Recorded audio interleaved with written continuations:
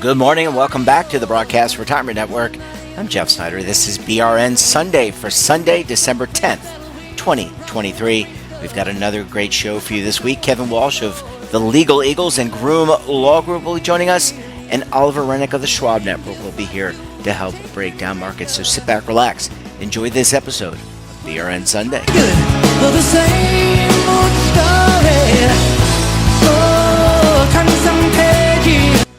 We're going to kick things off as we always do with a look at what is happening on Capitol Hill. And there's some big news coming up this coming week. Joining us on the line, he's one half of the Legal Eagles, Kevin Walsh. He's a principal with Groom Law Group. That's an employee benefits law firm based in Washington, D.C. Kevin, always great to talk to you. Thanks so much for stopping by the program this morning. Jeff, thanks for having me on. It's always good to speak to you and always good to speak to your listeners. Yeah. Kevin, there's some big news coming up. Just as a follow-up to our segment we did with you, I want to say November 3rd, on the fiduciary rule. There's actually a hearing coming up. So, we talk about planned fiduciaries and we say what matters is process. Well, when we talk about agencies and when they're trying to make new rules, something that matters to them also is process.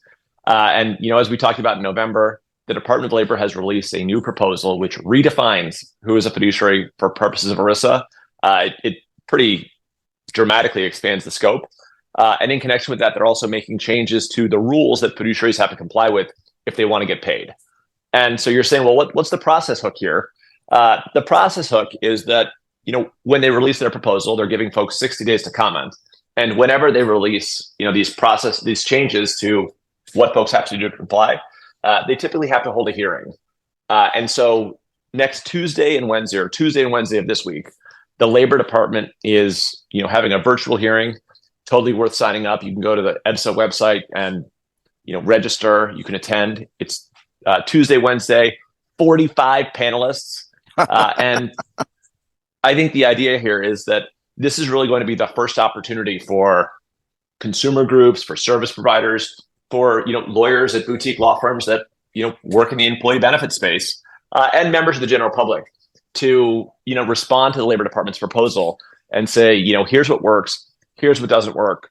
The proposal really needs to be withdrawn, or others can say it needs to be, they can say whatever they want, but it provides an opportunity for the public to tell the department how they feel about this. What's weird about this one is usually this happens after a comment period closes. Mm-hmm. So this is kind of unprecedented. And also, folks are not wildly happy about this. One thing that these hearings typically do is, us lawyers, interested parties, you'll scour the comments that come in and say, that comment over there, that comment, I really disagree with that. Really got to provide some context because that's something I didn't think of when I wrote my comment letter.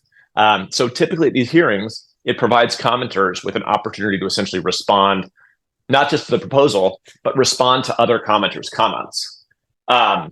Flipping the order here and having the hearing now, it creates kind of an awkward dynamic where I think folks will generally be previewing what they plan to put in their comment letter. But this will be the first time that folks get an idea as to who supports this proposal, who opposes this proposal, and who thinks it needs to be changed in major or minor ways. And so, Kevin, so it's virtual. So you won't actually be in a room. You'll be, I guess, via Zoom or Teams or one of those technologies. Via WebEx, in fact. Oh, WebEx! Wow. I was as haven't heard that anybody. In a while. I know. It was a surprise to me. I had to re-download the WebEx app on my laptop just. I wasn't even sure if they were still in business. Anyway, so it's via WebEx. And how does one get invited to be a panelist? Because you're going to be speaking. You're one of 45, but not anybody could just sign up, right? Do you have to be invited? Do you have to make a request? How does that happen? Well, so, as part of this process, the Labor Department had an opportunity for folks to request to testify. And those requests had to be in by November 29th. And then just on this past Thursday, the Labor Department released its agenda and, folks saw who was invited to testify.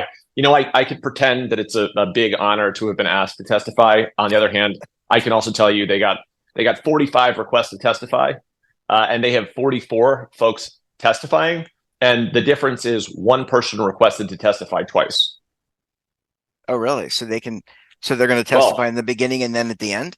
No, they're just going to testify once, but they requested on behalf of an organization, and then it said, if that request isn't granted, then I request to testify as an individual. Oh, wow. Okay. And when you look at the different parties, I just want to hone in on that for a second. It's going to be lawyers, like you were mentioning, from niche boutique law firms. I think as you were alluding to yourself and David and Groom. In employee benefits, but also probably would be record keepers, service providers, broker dealers. I mean, anybody who's in and around the retirement industry. Well, broker dealers, consumer groups. Yeah, I mean, you've got it's not as though this is just friends of consumer groups or just friends of financial institutions. It's a very broad cross section. There's individuals testifying as on their own behalf as retirees. There's major trade organizations like the Chamber of Commerce testifying. And there's everything in between in terms of, smaller trades, bigger trades, record keepers, representatives, record keepers, representative insurers. So, it's a motley crew.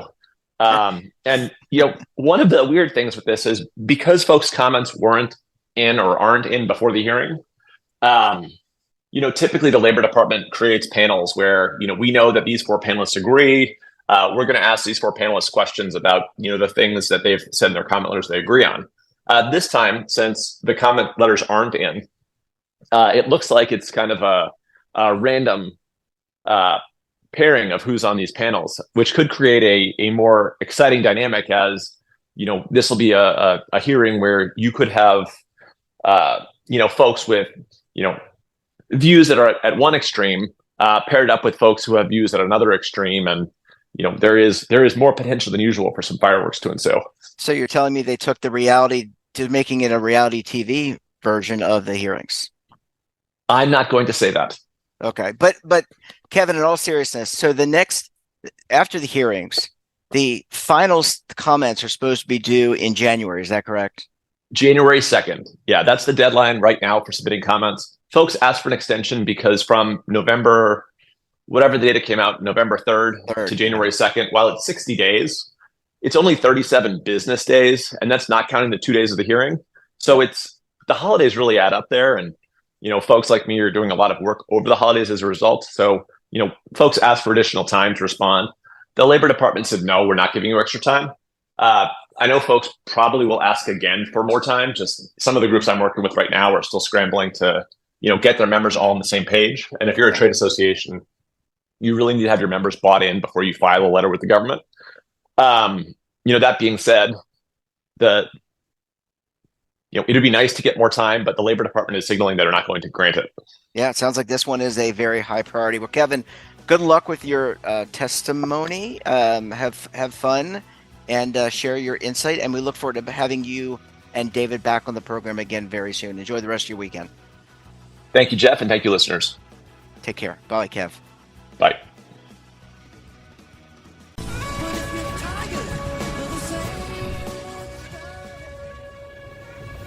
Imagine a new television network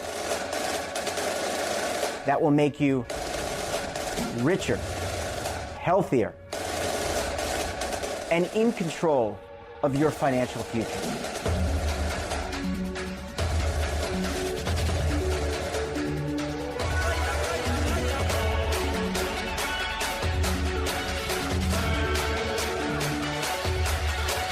This network is for the policewoman in Nashville, Tennessee, the baker in Dubuque, Iowa, the teacher in Lexington, Kentucky. We want to make the idea of savings and retirement culturally relevant. But what do you see as a defining issue of the midterms? Especially for the smaller businesses. I mean, they are the lifeblood of the American economy.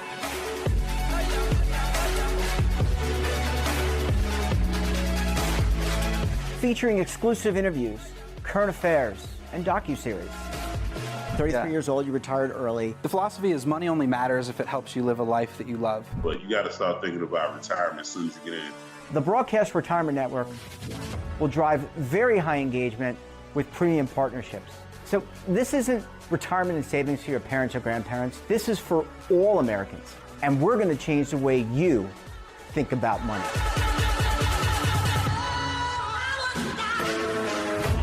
Welcome to the next frontier of retirement and savings. This is BRN, the Broadcast Retirement Network.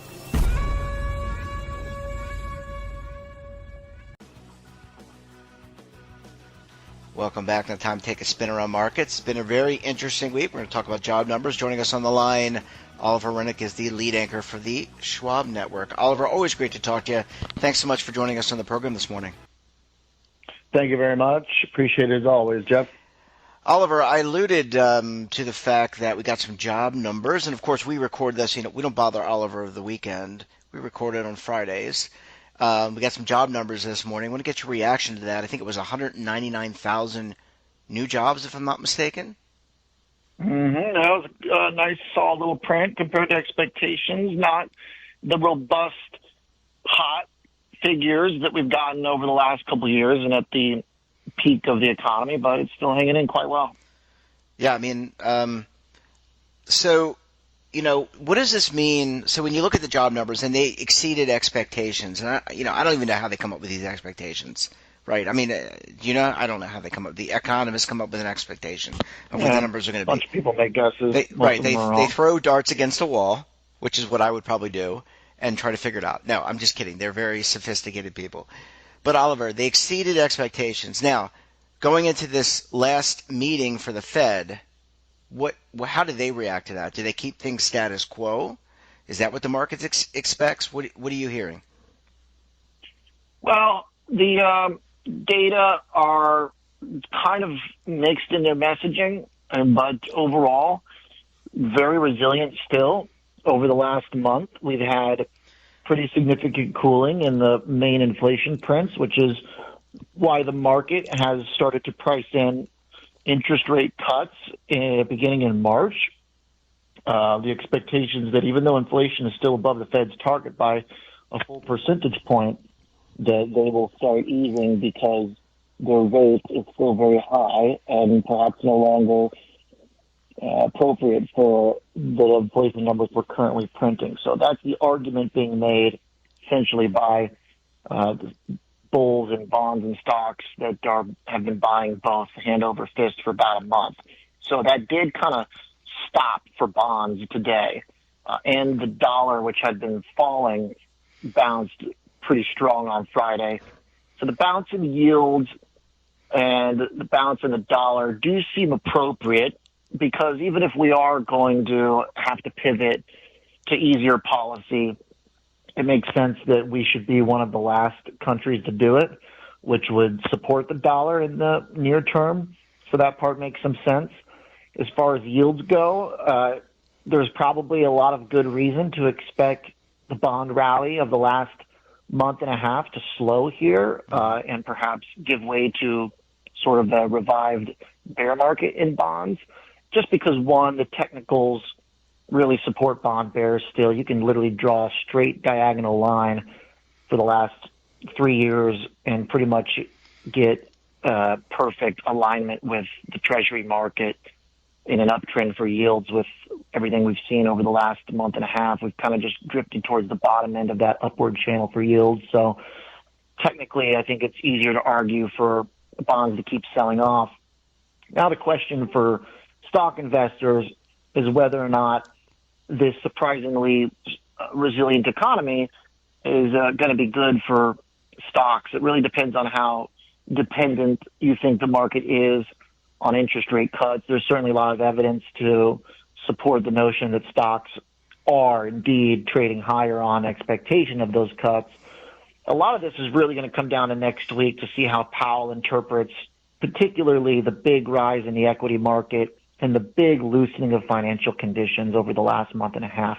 Does he feel that risks working against his inflation goals? If he doesn't, then he could certainly say that inflation has come down enough and that the economy has shown enough weakening for us to be a little bit less restrictive. And I feel that's going to be a big event next week. The last few events centered around the Fed, I didn't really expect to be big catalysts for the market just because all of the Fed speakers aligned pretty well around their commentary that they're done hiking But now that the market has gotten so aggressive in its expectations that they will pivot to cuts, there is some room for surprise here next week. If the numbers today were really bad and the economy and the labor market showed a lot of slowing, then that would really be a big sort of confirmation that the Fed needs to loosen up a little bit. But we're just not seeing any major deterioration. Unemployment's 3.7%. So, yeah, it's higher than off the lows, but that is still very respectable and very robust. And we're still only getting like 200,000 jobless claims, every time we get that number. So, the kind of high frequency data is pretty robust still. I mean, there's not been a lot of damage to the economy despite what the Fed has already done. So should Powell risk inflation sticking around for longer by cutting rates and sending markets flying? I feel like he probably doesn't want to do that. Yeah, I mean, past performance maybe want to be a guidance for how to proceed in the future. But Oliver, a lot of people talk about the Magnificent Seven tech stocks. I want to ask you something about real estate. There was a lot of concern, and maybe there still is, about commercial real estate. A lot of empty office buildings. What do you do with those office buildings? What about the leases or the notes on those office buildings? Is that still a concern? I know that's not a big part of the market like the Magnificent Seven. Everyone talks about tech and what's going on there, and quite frankly, there's a lot of good stuff going on there. But what about that commercial real estate market? Does that concern investors? Yeah, it's an interesting question because it sort of has these kind of polarized perspectives. Where on the one hand, yeah, it's a problem. I mean, that's one of the areas where the lagged effects of higher interest rates probably have not shown up fully yet, because there's going to be debt that comes due at a higher rate over the next year, and a lot of companies have still trimmed down their in-office presence, so the math just doesn't really favor commercial real estate in particular. However, it's such an obvious problem that it may well kind of be priced in at this point. I mean, earlier this year, the biggest financial and economic scare we had in the year of 2023 was in regional banks, and a very closely tied knock-on effect is banking exposure to commercial real estate loans. So a lot of the businesses that are tied to those risks already paid a pretty severe price and haven't really recovered a ton since. So I don't have a great answer to it. It's one thing that kind of puzzles me too, but it's kind of one of those things in markets where you have to figure out what's more important, sort of the true underlying fundamentals or the market's expectations of those fundamentals. And the expectations are pretty low for commercial real estate. I'm not a equity analyst, so I can't tell you like if the valuations are appropriately sized for those risks, but stock-wise, a lot of those regional banks and various financial or real estate institutions tied to the holes in the commercial real estate market have paid a pretty severe penalty for it. So it certainly, though, I will close by saying it certainly is a problem that is very rate sensitive too. I mean, that debt becomes a lot more tolerable if the Fed's going to cut, 5 times next year. Yeah. Oliver, last question for you. I want to center it around cryptocurrency. A lot of big hay being made about the SEC potentially approving a spot Bitcoin. But also Jamie Dimon came out, and I think he's on the Oliver Rennick side here. I don't know if you guys confer. I suspect maybe you do. But he is not a big fan of cryptocurrency. And I just wonder, with the fallout from the Sam Bankman-Fried court case, now you see the SEC potentially approving a spot coin ETF,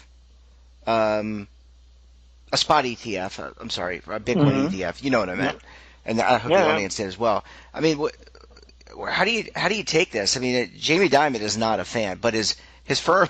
By the way, his firm is invested in cryptocurrency. Yeah, I've got some projects. I don't know how big they are. Yeah, I mean, he's kind of always had that view. Charlie Munger, rest in peace. The late Charlie Munger also had those views. I generally share those views that, not from like a sort of we should cancel it, like Jamie Dimon says, you can't really cancel it. My view is he says that Congress should cancel Bitcoin. My view is that you can't really do that through regulation. The only person who could really put the hurt on crypto is Jerome Powell if he just keeps hiking rates, because to me it is still just a purely speculative instrument for trading at a higher price without any real utility at this point. So, no, yeah, I feel like the lines are pretty clearly drawn on that. People don't really change their minds too much.